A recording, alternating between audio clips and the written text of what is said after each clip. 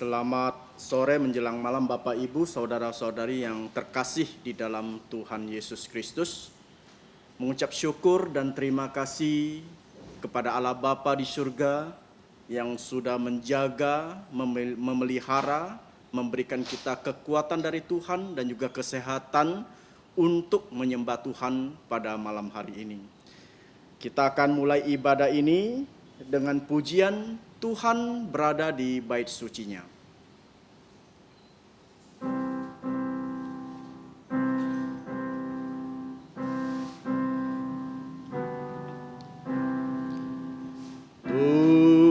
Tuhan berada di bait sucinya, semua orang di hadapan Tuhan sujudlah, berdiam diri sembah sujud. Amin. Kita masuk saat teduh. Saat teduh dimulai. Mazmur nomor 63 ayat 2 sampai 3. Inilah firman Tuhan. Ya Allah, Engkaulah Allahku. Aku mencari Engkau. Jiwaku haus kepadamu. Tubuhku rindu kepadamu. Seperti tanah yang kering dan tandus, tiada berair. Demikianlah aku memandang kepadamu di tempat kudus, sambil melihat kekuatanmu dan kemuliaanmu. Amin. Saat teduh selesai. Kita memuji Tuhan nomor 299. Saudara-saudari dipersilakan bangkit berdiri. Pujian 299.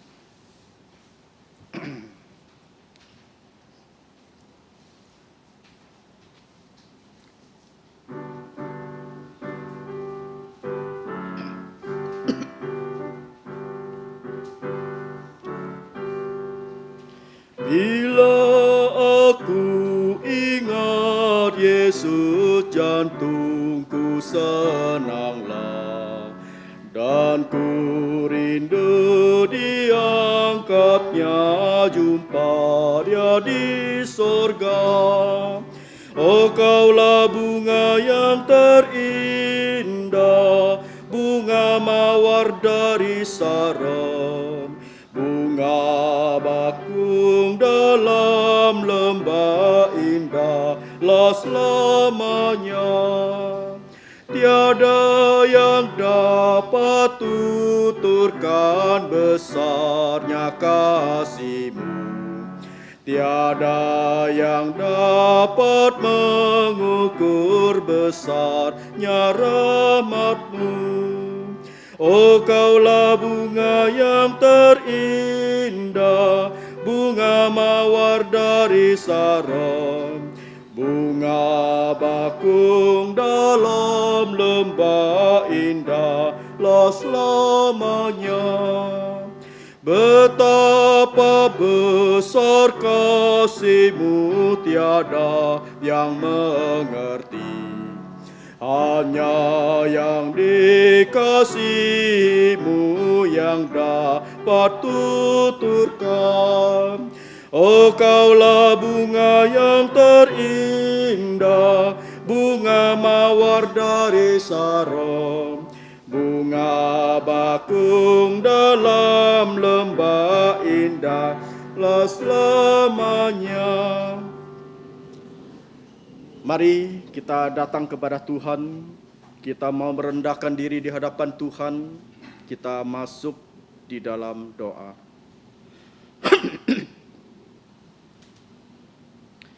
Bapa kami yang ada di surga, Bapa yang kami sembah di dalam Putra-Mu Tuhan kami Yesus Kristus, yang adalah Tuhan dan Juru Selamat secara pribadi kami.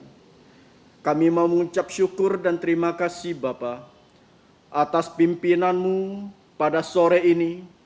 Kembali kami diberikan kekuatan kesehatan dari-Mu agar dapat datang di kebaktian matahari terbenam ini. Ini merupakan suatu anugerah yang terindah buat setiap kami, karena kami dapat melayani Engkau, dapat menyembah Engkau. Bapa di surga, berdoa untuk saudara-saudari yang pada malam hari ini yang dapat datang di kebaktian matahari terbenam ini. Kiranya Engkau menolong Bapa untuk setiap lubuk jantung mereka, agar mereka dapat sungguh-sungguh percaya kepada Tuhan Yesus dan menerima Yesus sebagai Tuhan dan Juru Selamat secara pribadi. Berdoa juga untuk firman Tuhan yang akan disampaikan nanti. Kiranya Engkau menolong, mengurapi hamba-Mu yang bertugas melayani Engkau lewat khotbah pada malam ini. Kiranya Engkau yang menolong, Engkau pakai dia untuk menyatakan kebenaran firman-Mu. Terima kasih Bapa di surga. Kami memohon agar Engkau yang memimpin ibadah kebaktian matahari terbenam ini dari awal hingga akhir. Terima kasih Bapa di surga, ampuni segala dosa pelanggaran kami. Hanya di dalam nama Tuhan Yesus Kristus kami ucap syukur dan berdoa. Kita ucapkan doa Bapa kami bersama-sama. Bapa kami yang di surga, dikuduskanlah nama-Mu. Datanglah kerajaan-Mu, jadilah kehendak-Mu di bumi seperti di surga. Berikanlah kami pada hari ini makanan harian kami, dan ampunilah kami akan kesalahan kami, seperti kami juga mengampuni orang yang bersalah kepada kami. Dan janganlah membawa kami ke dalam pencobaan, tetapi lepaskanlah kami dari yang jahat, karena Engkaulah yang punya kerajaan dan kuasa dan kemuliaan sampai selama-lamanya. Amin. Gloria Patri.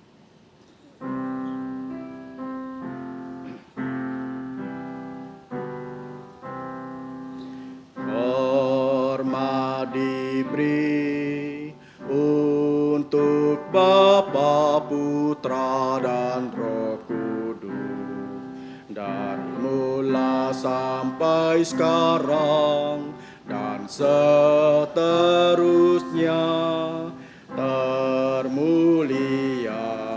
Amin. Amin. Saudara-saudari dipersilakan duduk kembali.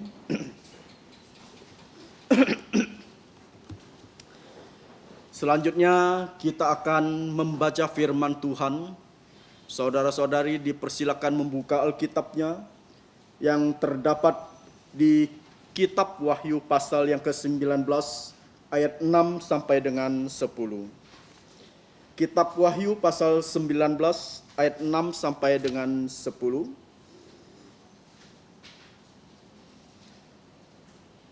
Di ayat 6 saya akan membaca, di ayat 7 saudara-saudari yang membaca, 8 saya yang membaca, dan di ayat 9 sampai dengan di ayat 9 kita sama-sama membacanya. 9 sampai 10 kita akan sama-sama membacanya di 2 ayat terakhir ya. Kita akan mulai, kita akan membacanya secara bertanggapan atau bergiliran.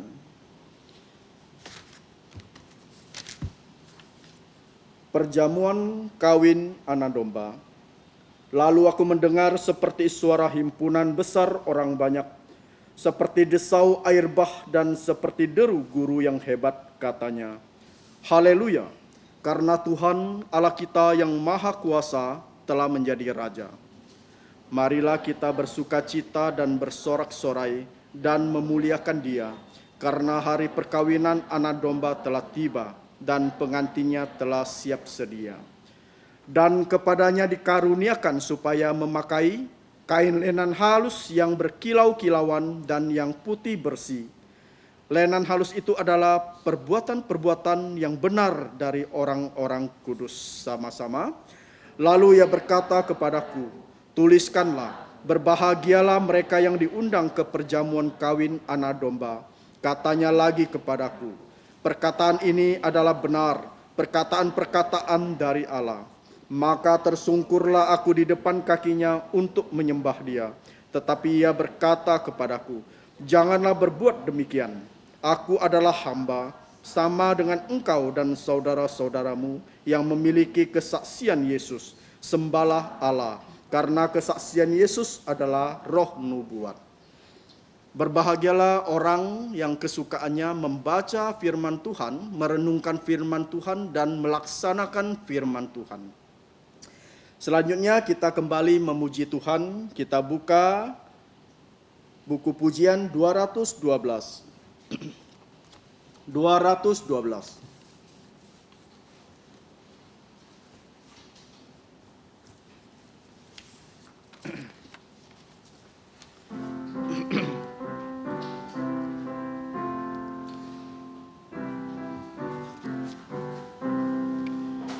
Hidup untukmu, serahkan diriku, seluruh hidupku perkenankanmu, dan ku mau setia turut kehendakmu, memikul salib ikut Tuhanku.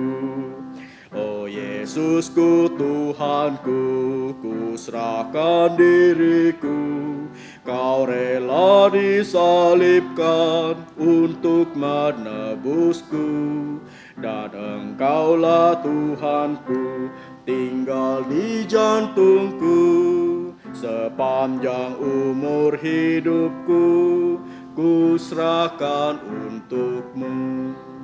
Hidup untukmu yang disalibkan, mendamaikanku dengan Allahku, dan ku bersyukur kau memanggilku, ku serahkan semua ikut Tuhanku.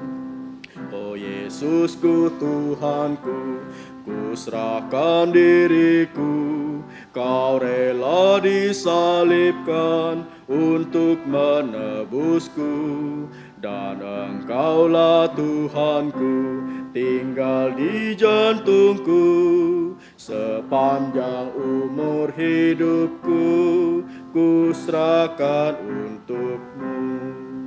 Hidup untukmu, semua milikku, segenap jantungku muliakanmu.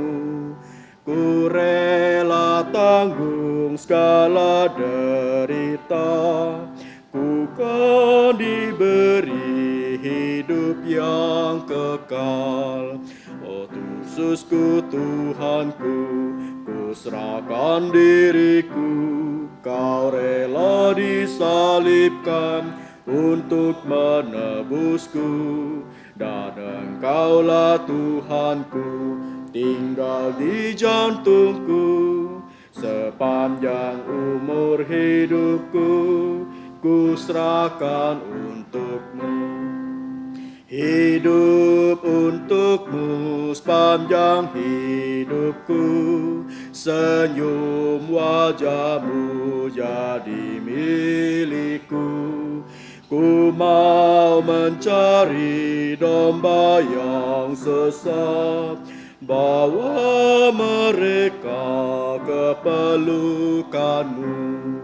Oh Yesusku Tuhanku, ku serahkan diriku, kau rela disalibkan untuk menebusku, dan engkaulah Tuhanku, tinggal di jantungku, sepanjang umur hidupku, ku serahkan untukmu. Selanjutnya kita akan melihat ayat hafalan yang terletak di buletin kotak di bawah. Ayat hafalan ini diambil dari Amsal pasal 8 ayat 12. Kita akan coba menghafalnya. Kita membaca 2 kali, kita coba menghafalnya 1 kali. Kita akan mulai. 1, 2, 3. Amsal pasal 8 ayat 12. Aku, hikmat, tinggal bersama-sama dengan kecerdasan, dan aku mendapat pengetahuan dan kebijaksanaan. Sekali lagi. Amsal pasal 8 ayat 12. Aku, hikmat, tinggal bersama-sama dengan kecerdasan, dan aku mendapat pengetahuan dan kebijaksanaan. Sekali lagi kita coba menghafalnya. Amsal pasal 8 ayat 12. Aku, hikmat, tinggal bersama-sama dengan kecerdasan, dan aku mendapat pengetahuan dan kebijaksanaan. Selanjutnya kita akan mendengar warta gereja pada malam hari ini. Dipersilakan saudara-saudari bisa menyimaknya dengan baik. Sebelum mendengarkan warta gereja, saudara-saudari juga bisa melihat jadwal pelayanan di bulan Oktober tahun Tuhan 2021. Di situ tertera nama-nama yang bertugas melayani di kebaktian matahari terbenam. Warta gereja kita yang pertama, kita jangan lupa bahwa tanggal 20 kita ada workshop lokakarya penginjilan, ya, kita di mana di situ kita akan belajar bagaimana cara kita untuk menginjili orang-orang, ya, agar bukan hanya kita yang dapat percaya kepada Tuhan Yesus, tetapi kita belajar mengajar orang menginjili agar orang tersebut juga dapat percaya kepada Tuhan Yesus. Ini adalah tugas yang begitu berat untuk kita, tetapi kita percaya bahwa Tuhan pasti akan memberikan kita kemampuan, kekuatan dari Tuhan agar kita dapat belajar menginjili dan menginjili orang agar orang dapat percaya kepada Tuhan Yesus. Jadi jangan lupa ya, tanggal 20 Oktober jam 8 pagi di gereja. Yang belum mendaftarkan, dipersilakan mendaftarkan setelah ibadah ini selesai. Yang kedua, kita juga jangan lupa bahwa gereja kita juga mengadakan ya hari ulang tahun gereja dan sekaligus hari reformasi yang diadakan pada tanggal 31 Oktober tahun Tuhan 2021 jam 10. Jadi mengundang semua jemaat saudara-saudari dipersilakan membawa keluarganya, membawa papa mamanya, keluarga kakaknya, kakek neneknya untuk bersama-sama pergi ke gereja yang ada di Kuburaya.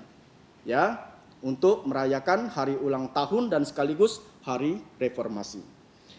Yang ketiga, kita juga jangan lupa ya bahwa kelas pengetahuan dasar Alkitab yang ada di Sungaraya Dalam ini sudah dimulai ya. Jadi untuk saudara-saudari yang ingin dibaptis, direafirmasi iman dan juga pindah anggota, diharapkan bisa mengikutinya ya setiap minggu jam 5 sore. Tidak ada yang pertama kali datang ya. Kita akan memberi yang terbaik untuk Tuhan. Kita memuji Tuhan 300. Indahlah ikatan dalam kasih-Nya. Kita buka pujian nomor 300 sebagai pujian untuk persembahan. 300.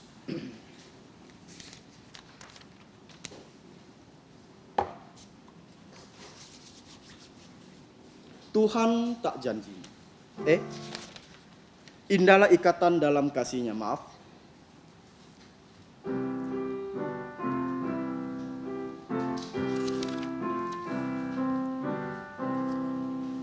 Indahlah ikatan dalam kasih Tuhan, sejantung dan bersekutu laksana di sorga, bersama semua ketika berbakti, mencurahkan isi jantung di muka tatahnya.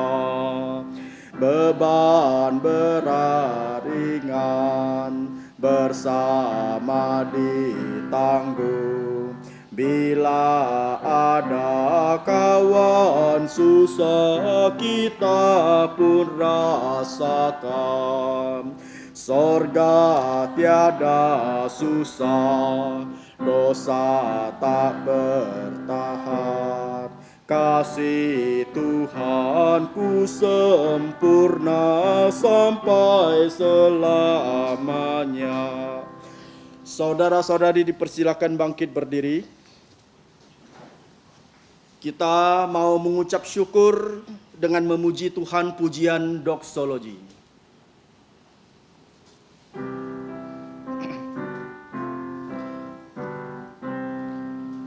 Puji Allah sumber berkat, puji Dia semua ciptaannya, puji Dia para malaikat, Bapa, Putra, dan Roh Kudus. Amin. Sekali lagi mari kita berdoa. Terpujilah Allah Bapa yang bertata di dalam kerajaan sorga, Bapa sumber segala berkat yang sudah memberkati kami, baik itu berkat jasmani maupun berkat rohani. Bapa di surga mengucap syukur dan terima kasih, karena di tengah-tengah ibadah ini, kami masih diberikan kesempatan untuk menyembah Engkau lewat persembahan. Kiranya Engkau memberkati persembahan ini, memberkati tangan-tangan yang sudah memberi dengan rela dan sukacita, memberkati persembahan ini agar dapat dipakai untuk perluasan pelayanan di tempat ini, perluasan kerajaan-Mu di permukaan bumi ini, sehingga nama Tuhan dipermuliakan dan ditinggikan. Terima kasih Bapa di surga, kami mau mengucap syukur dan terima kasih hanya di dalam nama Tuhan Yesus Kristus. Amin. Silakan duduk. Selanjutnya, marilah kita mempersiapkan lubuk jantung kita. Kita mau menerima kebenaran firman Tuhan. Firman Tuhan akan disampaikan oleh penginjil Zakaria Suhartono dengan temanya adalah perjamuan kawin anak domba. Untuk hambanya kami persilakan. Saudara-saudari yang saya kasih di dalam nama Tuhan Yesus Kristus, selamat petang. Kita bersyukur pada kesempatan petang hari ini kita kembali lagi bisa bersekutu di dalam kebaktian matahari terbenam. Dan suatu hal yang membahagiakan saat kita bisa mengakhiri hari kita di rumah Tuhan. Mari kita membuka Alkitab kita dari kitab Wahyu pasal yang ke-19. Mari kita bersama-sama baca ayat yang ke-9. Ini merupakan ayat hafalan minggu ini. 1, 2, 3. Lalu ia berkata kepadaku, tuliskanlah, berbahagialah mereka yang diundang ke perjamuan kawin anak domba. Katanya lagi kepadaku, perkataan ini adalah benar, perkataan-perkataan dari Allah. Amin. Kita bersyukur atas pembacaan firman Tuhan. Mari kita satu di dalam doa. Bapa kami yang ada di dalam kerajaan surga, Bapa sumber dari hikmat manusia, kami datang lagi dengan rasa syukur kepadamu untuk hari Sabat di mana kami bisa bersama-sama seluruh umatmu dan anak-anakmu di seluruh dunia. Kami bisa menikmati hari Sabat ini di rumah-Mu. Kami bersyukur Bapa untuk kesempatan juga membaca firman-Mu. Bahkan saat ini, saat kami akan merenungkan firman-Mu, kami memohon hikmat dari Engkau, sehingga baik yang berbicara maupun yang mendengar, kami semua mendapat berkat dari-Mu. Dan kiranya Engkau yang menggunakan hamba-Mu yang tidak berguna ini, supaya bisa menjelaskan kebenaran firman-Mu secara sederhana dan bisa dimengerti oleh semua orang. Kasih Bapa, ampuni kami akan dosa pelanggaran kami. Kami berdoa dan bersyukur hanya di dalam nama Tuhan Yesus Kristus. Amin. Saudara-saudari yang saya kasih dalam Tuhan Yesus, kita sudah belajar sampai pasal yang ke-19. Dan jika Tuhan mengizinkan akhir tahun ini, kita bisa menyimpulkan kitab Wahyu. Nah, kita masuk dalam bagian yang cukup menarik, yaitu perjamuan kawin anak domba. Beberapa tahun sebelum ini, saya saat membaca bagian ini, saya cukup bingung. mengapa di dalam Alkitab ada acara perjamuan kawin. Kalau kita berpikir tentang perjamuan kawin, ini berhubungan dengan perjamuan makan. Dan beberapa hari yang lalu saya mencoba lagi mempelajari hal ini dan saya menemukan banyak hal yang menarik saat kita membandingkan bagaimana Tuhan mempolakan keselamatan yang sempurna di dalam Alkitab dan segala kejadian yang di Alkitab dipolakan dalam tradisi orang Yahudi. Terutama saat ini kita berhubungan dengan perkawinan. Nah, sebelumnya kita mereview kembali, kalau kita melihat Wahyu pasal 19, ada kata menarik yang diulang-ulang, yaitu kata haleluya. Mungkin kita tidak sadar kalau kata haleluya ini di perjanjian baru hanya ditemukan di sini. Kalau di perjanjian lama kata haleluya terutama di kitab Mazmur kita bisa temukan berulang-ulang kali. Dan ini dari bahasa Ibrani artinya pujilah Tuhan, sederhana. Namun saat kita lihat perjanjian baru, kata haleluya ini ternyata baru ditemukan di bagian ini. Kenapa ya? Nah, kita sudah tahu kenapa harus memuji Tuhan, karena dijelaskan minggu lalu bahwa keselamatan, kemuliaan, kekuasaan ada pada Allah kita. Kenapa? Karena adil dan benar segala penghakimannya. Karena saat itulah Babel, baik rohani, jasmani, semua diruntuhkan oleh Tuhan Yesus secara sempurna. Dan kenapa kita memuji Tuhan? Karena dikatakan juga bahwa Allah kita, Tuhan Allah kita telah menjadi raja. Tuhan Yesus telah menjadi raja. Dan kenapa kita juga harus memuji Tuhan? Karena perjamuan kawin anak domba akan dilaksanakan, telah tiba, dan pengantinnya telah sedia. Nah, ini sangat menarik ya. Kalau kita lihat di pernikahan, di tradisi manapun, ada namanya perjamuan makan. Dan kita kenal dengan resepsi pernikahan. Nah, biasanya dan selalu bahwa resepsi pernikahan dilangsungkan di urutan paling terakhir dalam acara pernikahan. Dari persiapan dan akhirnya pernikahan dan ujung-ujungnya perjamuan. Nah, kalau kita melihat di Alkitab, perjamuan ini banyak simbolnya. Dan perjamuan biasanya dilakukan saat menandatangani atau dalam kontrak perjanjian. Jadi orang kalau membuat perjanjian satu pihak dengan yang lain akan diakhiri dengan perjamuan makan. Tapi ini perjamuan kawin. Ini bukan hanya lebih spesial lagi. Kalau kita ingat Paskah itu ada perjamuan. Kita ingat waktu Tuhan Yesus sebelum naik ke surga juga ada perjamuan. Kita tahu perjamuan kudus dan di sini juga ada perjamuan. Nah, kalau kita lihat kenapa perjamuan itu menjadi hal yang penting dan hal yang paling terakhir. Saya berpikir kalau kita lihat upacara pernikahan biasa menyatukan mempelai laki-laki dan mempelai perempuan jadi satu. Tentu keluarganya juga. Tapi di dalam perjamuan makan, bukan hanya mempelai laki-laki, mempelai perempuan, keluarga besar, bahkan teman-temannya semuanya ada berkumpul dalam hal itu. Ini sebenarnya ilustrasi bagaimana nanti waktu Tuhan Yesus disatukan dengan gereja dan dihadiri oleh seluruh umat kudus di segala zaman. Makanya perjamuan kawin anak domba disebut. Nah, seperti yang saya bilang, dalam tradisi kuno orang Yahudi, dalam pernikahan memang ada beberapa kesamaan dengan saat ini. Tapi kita akan membahas sedikit bagaimana tradisi ini dipolakan atau mempolakan bagaimana Tuhan menyertai gerejanya. Terutama gereja perjanjian baru. Sebelum kita masuk ke dalam sana, izinkan saya memberitahu bahwa mempelai laki-laki yang ada di sini adalah Tuhan Yesus Kristus. Sedangkan mempelai perempuan adalah gereja. Dan saat kita bilang gereja, kita tidak membicarakan soal gedung gereja, bukan.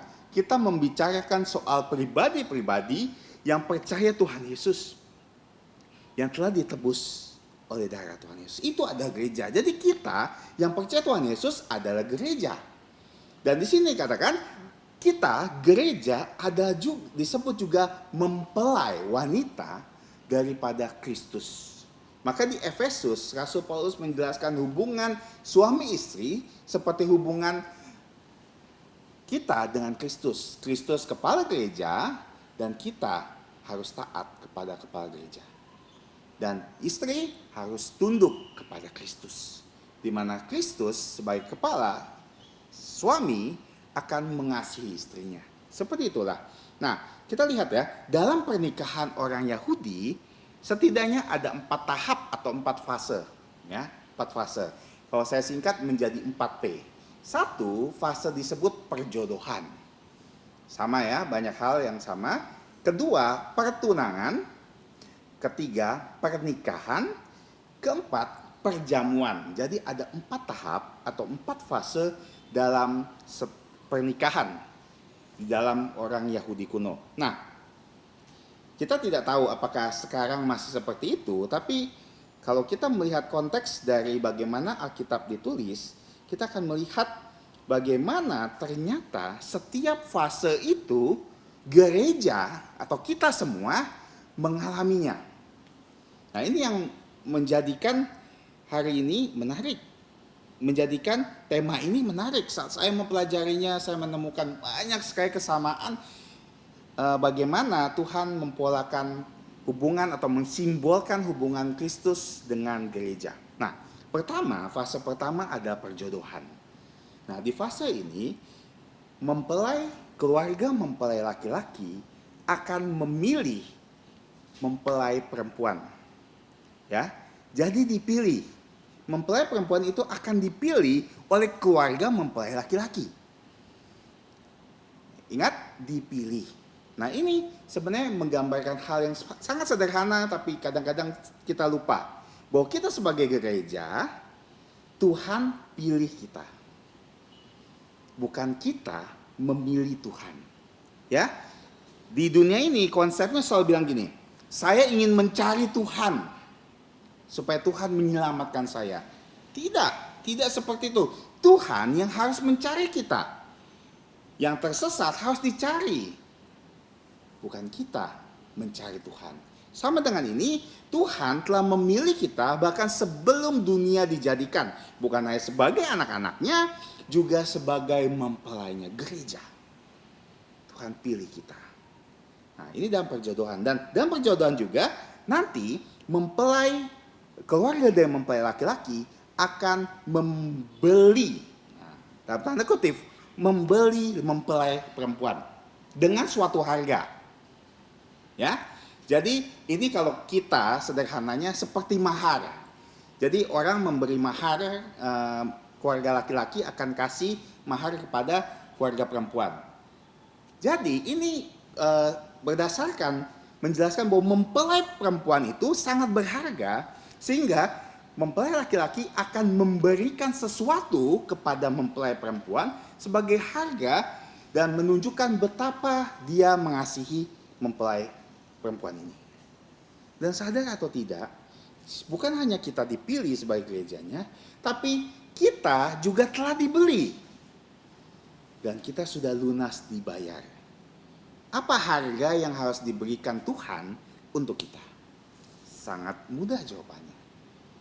Tuhan katakan, di firman Tuhan katakan, bukan dengan barang fana, bukan pula dengan perak atau emas, melainkan dengan darah yang mahal, yaitu darah Kristus yang seperti darah anak domba yang tidak bernoda dan tidak bercacat.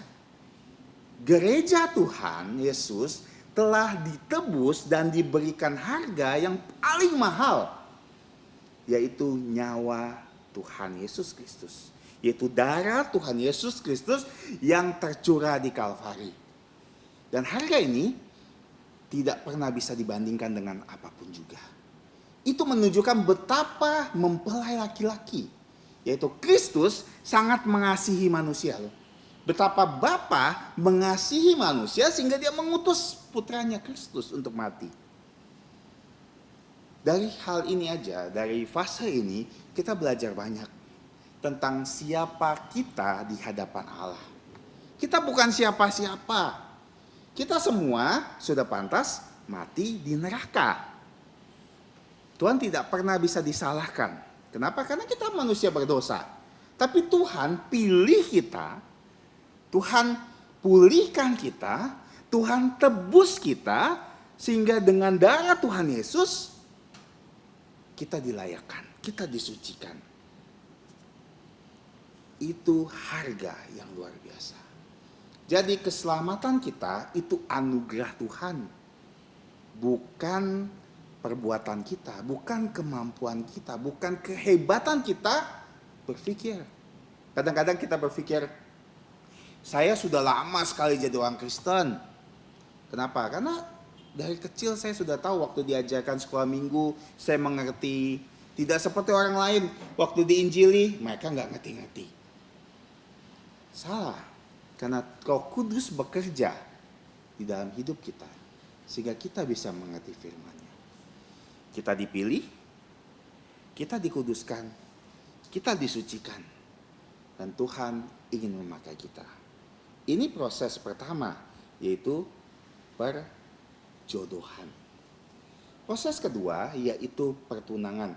Dalam proses pertunangan ini kita bisa melihat beberapa contoh kasus yang ada di Perjanjian Baru. Contohnya Yusuf dan Maria, ya. Di sini proses pertunangan ini pertama yang akan dilakukan, mempelai laki-laki akan membuat surat perjanjian resmi yang disebut dengan ketubah. Nah, ketubah itu apa sih? Ketubah itu adalah surat perjanjian di mana di sana ada berisikan hak dan kewajiban dari mempelai laki-laki maupun mempelai perempuan. Ini seperti perjanjian nikah. Kalau kita lihat ya, di dalam pertunangan ada dua jenis. Satu, pertunangan hanya kasih tahu bahwa orang ini dan orang ini akan menikah. Tapi ini pertunangan resmi, artinya mereka sudah diikat dengan kontrak. Dan kontrak ini disebut dengan ketubah. Nah, ketubah ini akan diberikan kepada mempelai perempuan untuk dilihat apakah mempelai perempuan ini setuju dengan isi ketubah itu. Nah, jika mempelai perempuan itu setuju dengan isi ini, maka mereka harus meminum cawan perjanjian ketubah, disebut seperti itu. Apa ini cawan perjanjian ketubah? Cawan perjanjian ketubah ada minuman yang mereka minum 2 kali. Satu, sebelum pernikahan, saat pertunangan ini, ya. Kedua, mereka akan minum setelah mereka menikah. Nah, lihat ya. Kalau kita melihat tradisi ini, ternyata kita ingat bagaimana Tuhan Yesus waktu mengadakan perjamuan kudus. Bukankah begitu? Tuhan Yesus bilang, akan tetapi aku berkata kepadamu, mulai dari sekarang aku tidak akan minum lagi hasil pokok anggur ini sampai pada hari aku meminumnya, yaitu yang baru, bersama-sama dengan kamu dalam kerajaan Bapakku. Ini seperti cawan ketubah, cawan perjanjian. Makanya Tuhan bilang, inilah darahku, cawan perjanjian. Makanya Tuhan minum dan akan minum lagi di dalam rumah Bapakku. Nah, jadi ketubah ini seperti apa? Kalau ada yang mengatakan kalau dibandingkan itu seperti firman Tuhan yang Tuhan kasih kepada kita. Firman Tuhan ini seperti ketubah untuk kita sebagai gereja. Bagaimana Tuhan memberikan haknya. Dia memberitahu apa yang harus kita lakukan, bagaimana kita merespon Tuhan, apa yang Tuhan mau di dalam hidup kita, semua ada di sini. Ini seperti ketubah gereja, mempelai perempuan. Dan di sini, setelah itu, cawan perjanjian, mempelai laki-laki akan memberikan persembahan kasih. Nah, beda lagi dengan mahar ya. Kalau mahar itu tadi keluarga akan memberikan harga kepada mempelai perempuan. Tapi kalau ini mempelai laki-laki yang akan memberikan persembahan kasih. Nah, di sini kalau kita membandingkan dengan apa yang terjadi dalam Alkitab, ini seperti waktu Tuhan Yesus mengatakan bahwa penolong yang lain, Roh Kudus, Tuhan berikan kepada kita. Diutus untuk kita, penolong yang lain. Kenapa? Karena kalau kita lihat dalam tradisi ini, mempelai laki-laki harus meninggalkan mempelai perempuan. Ini menarik ya. Mempelai laki-laki harus meninggalkan mempelai perempuan untuk kembali ke rumah bapaknya, untuk menyediakan rumah pengantin. Rumah pengantin disebut dengan cupah.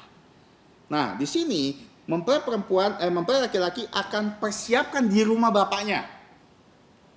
Dan menariknya, penantian dari mempelai perempuan untuk laki-laki ini kembali menjemput dia bisa sampai 12 bulan. Tanpa kabar. Sampai benar-benar mempelai laki-laki siap membawa mempelai perempuannya kembali ke rumah bapaknya. Nah, jadi kalau kita melihat ini benar-benar gambaran yang Tuhan pakai dengan hubungannya dengan gereja loh, dengan kita. Tuhan bukan saja mengikat perjanjian dengan kita, perjanjian anugerah. Perjanjian anugerah yang Tuhan berikan kepada kita. Bukan perjanjian kerja lagi, perjanjian anugerah. Tuhan yang bekerja semuanya. Semuanya Tuhan yang lakukan. Kita hanya perlu percaya. Dan di situ Tuhan juga telah memberikan kita persembahan kasih. Yaitu Roh Kudus sebagai jaminan. Apa? Jaminan yang menjelaskan isi ketubah ini. Supaya kita bisa menanti mempelai laki-laki dengan setia. Kenapa? Karena Tuhan Yesus bilang sebelum dia naik ke surga, dalam Yohanes 14 dikatakan, di rumah Bapakku banyak tempat tinggal. Aku pergi ke sana untuk menyediakan atau mempersiapkan tempat tinggal untuk kamu. Jadi Tuhan Yesus pergi, naik ke surga untuk mempersiapkan rumah untuk gerejanya.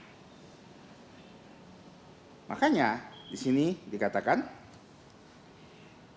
penantian kita adalah seperti mempelai perempuan menantikan mempelai laki-laki. Dan setelah itu mempelai perempuan harus melakukan namanya mikvah atau ritual penyucian atau purifikasi. Ini apa sih? Nah, saat saya lihat sebenarnya banyak orang masih melakukannya sampai saat ini, ritual ini ya, masih dilakukan. Biasanya ini ada cara untuk perempuan ini dinyatakan sudah dari melepaskan masa lajangnya untuk dinikahi. Nah, jadi ini ada sebuah ritual seperti ini, di mana mereka akan disucikan, mereka akan mandi. Nah, kalau kita melihat waktu di Efesus 5 ayat 25-27 sampai 27, saya akan bacakan. Sebagaimana Kristus telah mengasihi jemaatnya dan telah menyerahkan dirinya untuknya untuk menguduskannya, sesudah ia menyucikannya dengan memandikannya dengan air dan firman. Supaya dengan demikian ia menempatkan gereja di hadapan dirinya dengan cemerlang, tanpa cacat atau kerut atau serupa itu, supaya gereja kudus dan tidak bercela. Artinya gini, mempelai perempuan harus kudus, menjaga kekudusannya sampai hari pernikahannya. Kalau dalam konteks ini, mempelai perempuan tidak boleh punya hubungan dengan laki-laki lain. Dia karena sudah terikat, sudah tunangan. Hanya waktu diceraikan. Nah, makanya waktu kita melihat konteks Alkitab, inilah perceraian yang dimaksud Alkitab.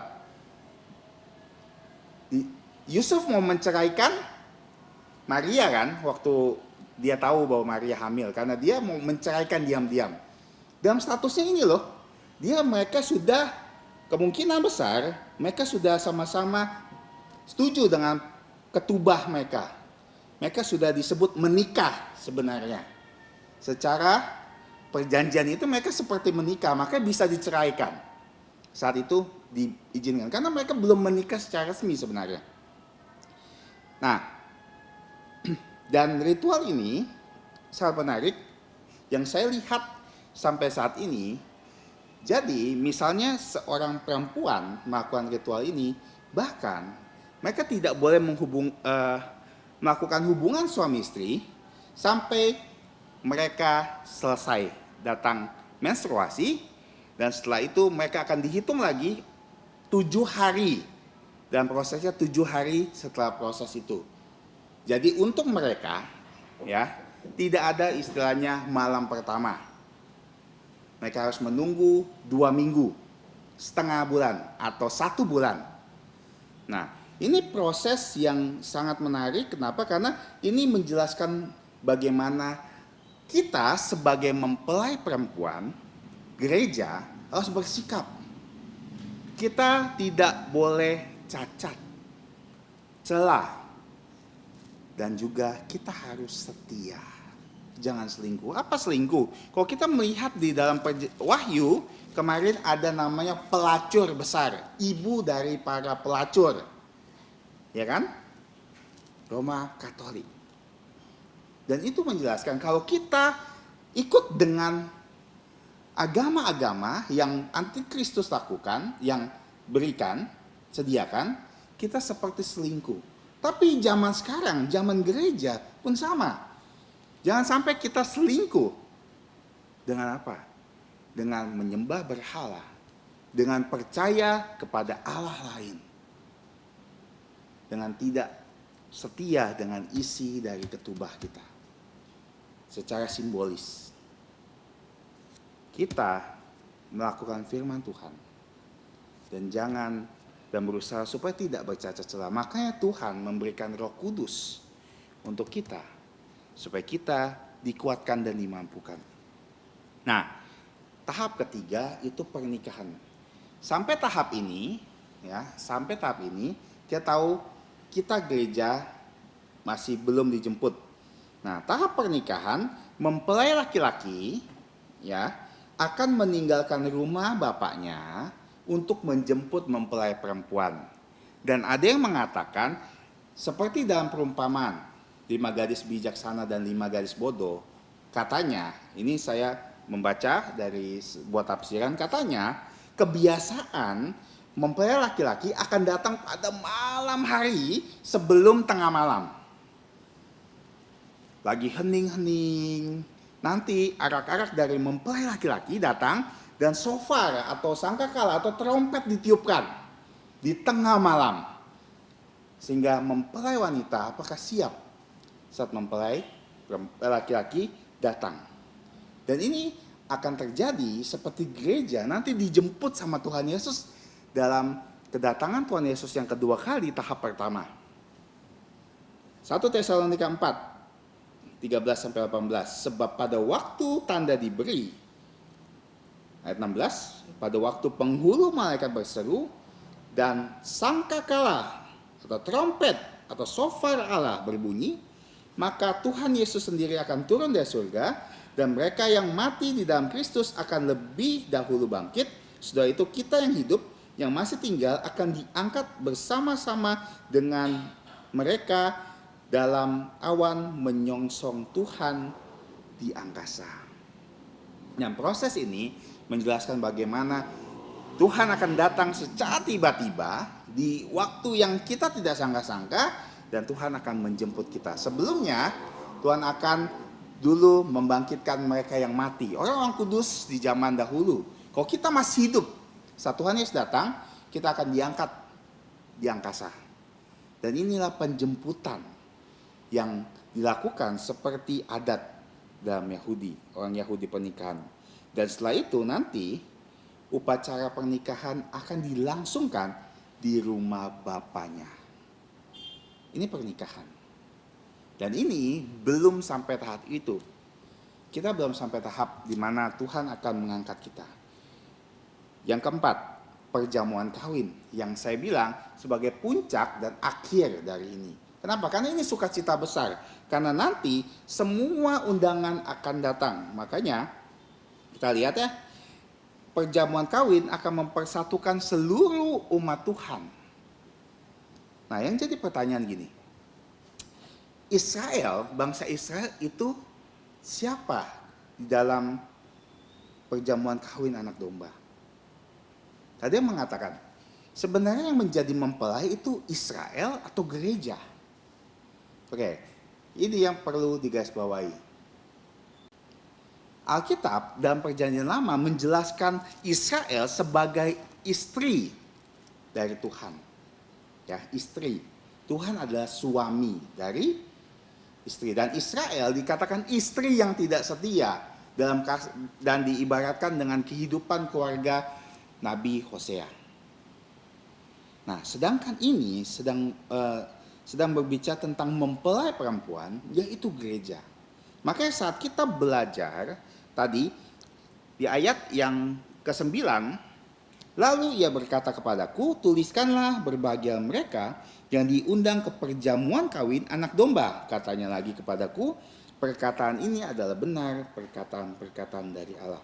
Ini adalah ucapan bahagia keempat dari 7 ucapan bahagia di kitab Wahyu. Dan ini harus kita jawab, siapa yang diundang? Kalau kita bilang gereja, mempelai perempuannya, tidak mungkin dong mempelai itu diundang, ya kan? Mempelai itu adalah yang menghadiri, ya bukan menghadiri, yang terlibat dalam prosesi itu. Siapa yang diundang? Sederhananya kita tidak perlu memperdebatkan seperti apa, tapi sederhananya menurut pengertian kita tadi, gereja adalah mempelai. Sedangkan nanti Israel, bangsa Israel adalah tamunya. Mereka yang martir pada masa tribulasi juga tamunya. Mereka yang masih bertahan sampai Tuhan Yesus datang juga tamunya. Karena konteks dari Wahyu ini, ayat ini diberikan sebenarnya secara dekat adalah diberikan kepada mereka yang ada di zaman itu loh. Di zaman tribulasi. Di zaman gereja sudah diangkat. Jadi mereka yang diundang ke perjamuan kawin adalah semua umat Tuhan di segala zaman. Dan kita mempelainya. Dan kapan perjamuan kawin ini dilakukan? Ini banyak sekali perdebatan. Saya tidak ingin membahas semua hal itu. Sederhananya, tidak mungkin dilakukan pada masa tribulasi. Karena ada yang bilang, 7 tahun. Biasanya pernikahan itu, perjamuan itu selama 7 hari. Jadi kemungkinan besar waktu gereja diangkat, 7 tahun inilah perjamuan kawin. Saya merasa pandangan ini tidak terlalu cocok. Kenapa? Karena dalam masa 7 tahun ini, di Alkitab, kitab Wahyu menjelaskan aktifnya Tuhan dalam bekerja. Aktifnya malaikat saat melakukan hukuman. Secara logika aja ya, tidak mungkin sedang ada perjamuan kawin, tapi juga di bumi sedang ditimpahkan tulah. Saya percaya bahwa perjamuan kawin ini dilakukan setelah Tuhan Yesus datang kedua kalinya di tahap kedua. Kenapa? Karena mereka akan semua ikut dalam perjamuan kawin itu. Orang-orang percaya dalam masa tribulasi akan ikut dalam perjamuan itu. Bagaimana bentuknya kita tidak tahu. Yang pasti kalau kita lihat mendengar suara di ayat 6 seperti suara himpunan besar banyak orang. Seperti deru desau air bah. Suara yang luar biasa. Yang mungkin saat ini kita belum pernah mendengarnya. Saya pernah ikut konser sekali dulu. Waktu saya lupa kapan. Benar-benar ikut konser rock. Dan bagaimana berisiknya konser itu. Luar biasa. Sampai jantung tuh berdegup dengar suaranya. Dan semua berteriak, bernyanyi. Itu tidak ada bandingannya. Kalau kita membandingkan ini. Dan di sini dikatakan semua dikatakan berbahagia yang mereka diundang. Siapa yang diundang? Yang pasti orang yang percaya Tuhan Yesus. Tapi zaman ini, zaman kita menanti Tuhan Yesus, kita harus setia sebagai mempelai yang setia kepada janji ketubahnya. Dan ayat ini diakhiri dengan 10. Ayat 10. Maka tersungkurlah aku di depan kakinya untuk menyembah dia. Siapa? Malaikat. Tapi ia berkata kepadaku, janganlah berbuat demikian. Aku adalah hamba sama dengan engkau dan saudara-saudaramu yang memiliki kesaksian Kristus. Sembahlah Allah karena kesaksian Kristus adalah roh nubuat. Dan ini hanya sederhana pelajarannya. Pertama, malaikat tidak untuk disembah. Ya, yang harus disembah hanya Allah. Jadi tidak ada alasan untuk manusia menyembah malaikat, menyembah paus, menyembah santo santa, enggak ada. Yang harus disembah hanya Allah. Dan kedua, di sini katakan, aku adalah hamba sama dengan engkau dan saudara-saudaramu yang memiliki kesaksian Kristus. Artinya kita semua memiliki kesaksian Kristus. Kesaksian Kristus sederhana apa sih? Injil. Kita semua mempunyai Injil di mana kita sebagai hamba kita harus memberitakannya. Itu sangat sederhana. Dan kita mempunyai kuasa yang sama. Malaikat diberikan tugas untuk mengabarkan Injil. Kalau saya bilang sangat mudah. Kenapa? Karena mereka malaikat. Tapi manusia saat mengabarkan Injil tidak mudah. Karena kita manusia. Tapi kita sama di mata Tuhan. Bahkan lebih tinggi dari malaikat. Kita dijadikan sesuai gambar dan rupa Allah. Sehingga saat kita melayani, saat kita menginjili, saat kita membagikan berkat, kita punya kesaksian Kristus yang lebih baik. Hari ini kita sudah belajar pernikahan, perjamuan kawin anak domba. Dan Tuhan telah mempolakan atau mensimbolkan seluruh rencana keselamatan Tuhan. Ini ingat ya, ini simbol dan hubungan antara Kristus dan gereja supaya kita bisa mengerti. Tuhan tahu ya, kalau Tuhan jelaskan dengan cara lain, mungkin ini tidak akan bisa kita mengerti. Kenapa? Karena Tuhan sangat berhikmat. Dalam hikmatnya ini manusia nggak bisa menyelami.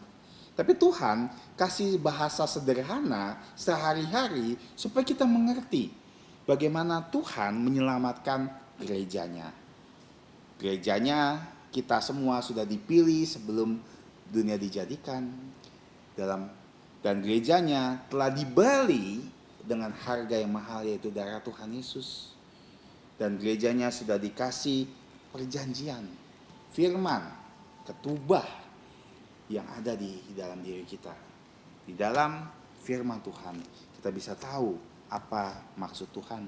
Dan kemudian kita harus menanti karena Tuhan Yesus sudah pergi ke surga menyediakan tempat untuk kita semua. Dan nanti saat hal yang kita tidak tahu seperti pencuri, Tuhan Yesus akan datang secara tiba-tiba mengejutkan semua manusia. Dan kita harus berjaga-jaga.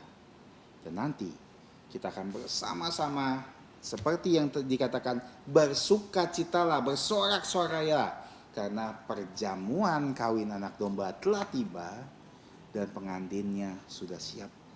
Minggu depan jika Tuhan mengizinkan, Tuhan Yesus akan dinyatakan. Kedatangan Tuhan Yesus sudah dekat. Mari kita berdoa. Tuhan Allah Bapa kami yang bertata di dalam kerajaan surga, kami bersyukur atas firman-Mu yang boleh kami renungkan malam hari ini. Meski sangat sederhana, kami memohon Engkau yang memimpin kami, sehingga pengetahuan ini bukan hanya memperkaya kami, tapi memperlihatkan kepada kami karya besar keselamatan yang Engkau berikan kepada kami di dalam Tuhan Yesus Kristus. Mohon kami ampun atas dosa dan pelanggaran kami, dan mohon mohon ampun atas keterbatasan kami saat kami belajar firman-Mu. Dan kami juga ingin setia kepada firman-Mu, dan mohon kami jadikan menjadi umat-Mu yang setia, menantikan kedatangan Tuhan Yesus yang kedua kali. Ampuni kami akan dosa pelanggaran kami berdoa dan bersyukur hanya di dalam nama Tuhan Yesus. Amin. Lagu terakhir, kita bangkit berdiri dan kita akan menyanyikan pujian 276. Ku mau setia. Setelah lagu ini selesai dinyanyikan, diminta kesediaan gembala untuk menutup kita dalam doa penutup. Ku mau setia.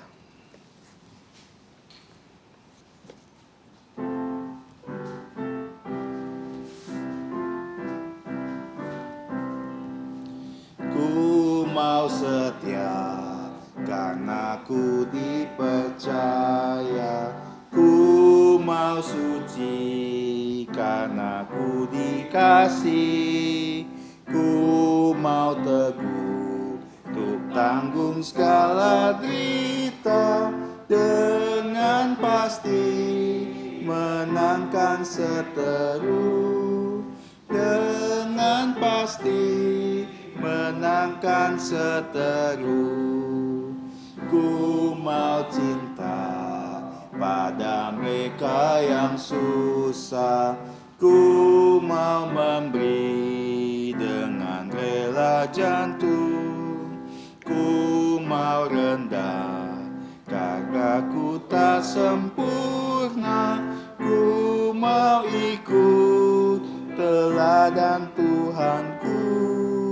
Ku mau ikut teladan Tuhanku. Ku mau kasih karena Ia kasihiku. Ku serahkan harta dan milikku. Ku bersyukur Ia mati menggantiku. Ku mau puji rahmat-Nya ku diberi. Ku mau puji rahmat-Nya ku diberi.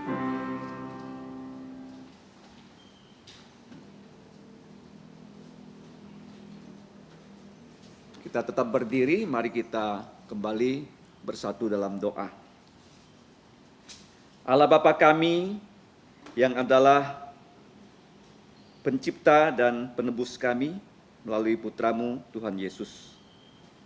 Pada akhir dari kebaktian matahari terbenam, kembali kami mau mengucap syukur terima kasih karena Engkau telah memimpin hari-Mu yang kudus, hari Sabat, dengan menghimpun anak-anak-Mu datang ke rumah-Mu, ke gereja-Mu untuk bertemu, untuk memuji, menyembah Engkau di dalam roh dan kebenaran. Ya Bapa, kami mengucap syukur karena kami telah menyelesaikan kebaktian matahari terbenam. Dan kami juga mengucap syukur dalam kebaktian matahari terbenam, selain kami memuji Engkau, menghafal firman, dan juga dapat belajar dari kitab suci. Ya Bapa, kami mengucap terima kasih karena Engkau telah membangun gereja Tuhan Yesus. Sehingga pada akhir zaman ini semakin jelas dari kitab Wahyu apa yang dulu kami tidak ketahui. Kami mengucap syukur untuk gereja-Mu yang Engkau berikan mandat amanat agung untuk mengabarkan Injil supaya segala bangsa bisa menjadi murid Tuhan Yesus. Dan kami juga mengucap syukur bahwa kami diberi yaitu mandat untuk melakukan yaitu sakramen, di mana Tuhan Yesuslah yang memberikan sakramen itu, baik itu baptisan maupun perjamuan kudus. Ya Bapa, kami mengucap syukur bahwa Tuhan Yesus akan datang kedua kali dan akan menjadi Raja segala raja, bertahta selama 1000 tahun di Yerusalem baru. Dan kami mengucap syukur Tuhan Yesus akan menjadi Raja bukan hanya untuk bangsa Israel, tapi untuk seluruh dunia. Dan kami akan bersama-sama Tuhan Yesus, bersama-sama dengan semua orang percaya dan juga bangsa Israel yang sudah dipilih oleh Engkau untuk masuk dalam perjamuan kawin dari anak domba. Kami mengucap syukur Bapa untuk malam ini, kiranya firman-Mu menguatkan kami dalam perjalanan kami sebagai anak-anak-Mu yang menjadi saksi Yesus, menjadi pengabar-pengabar Injil di akhir zaman. Tolonglah kami Bapa, supaya kami sungguh-sungguh melakukan tugas ini dengan setia. Ya Bapa, kami akan pulang ke rumah kami masing-masing. Kiranya Engkau menolong kami, baik yang masih kecil maupun yang sedang sekolah, yang sudah belajar di universitas ataupun yang sudah bekerja, dan juga ibu rumah tangga dan semua kami yang melayani Engkau. Kiranya Engkau menjaga kami, melindungi kami, bukan hanya rohani kami, tetapi juga jasmani kami, supaya kami dapat tetap bersaksi untuk Tuhan Yesus di akhir zaman ini. Kiranya nama-Mu saja yang kami tinggikan, kami muliakan di dalam kehidupan kami sehari-hari. Demikian Bapa, kami berdoa dan mengucap syukur hanya di dalam nama Tuhan Yesus. Amin. Amin. Amin. Amin. Amin. Saudara-saudariku, silakan duduk, doa teduh.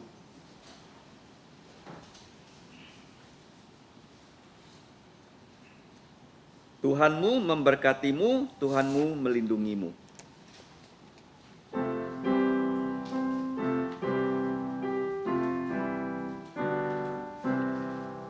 Tuhan memberkatimu, Tuhan melindungi, menyinarimu, memberi kasih karunia.